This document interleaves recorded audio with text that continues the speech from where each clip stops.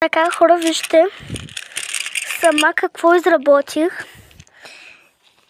Шарен гердан. Не се получи много, ама става. Най-много и тук ми харесва. Ето тук бяха всичките топчета. Едно розово топче е паднало. Така. И си го слагам тук, за да правя още много не там гривни гердани. Вижте как ми стои.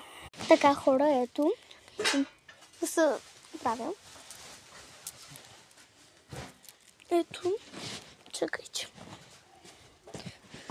Така както на мен стои и на вас. То става и за гривна. Сега ще ви покажа как става за гривна.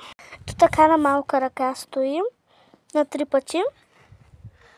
А пък на голяма може на 4 и на 5. Не повече. Няма много, че просто се намърсих с една боя. И на мен лично много ми харесва. То може, че... Маци, какво правиш там, бе? Котката ми. Ето. Това ми е много тъпче, хора. Ето е Мацито. Маци! Кажи здрасти! Така. Хора, на мен лично много ми харесва. Струва 2,50. И после ще ви покажа, другите, не знам кога, ще покажа другите. Така, ето да ни кажете нещо, къде ги оставям. Вижте къде ги оставям. С лична корда от Тему.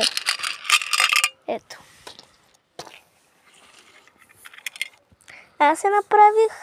Аз го направих този гердан. Вижте. Ту с корда е. И ето тук го оставям. Който иска да се поръчва, да ми пише.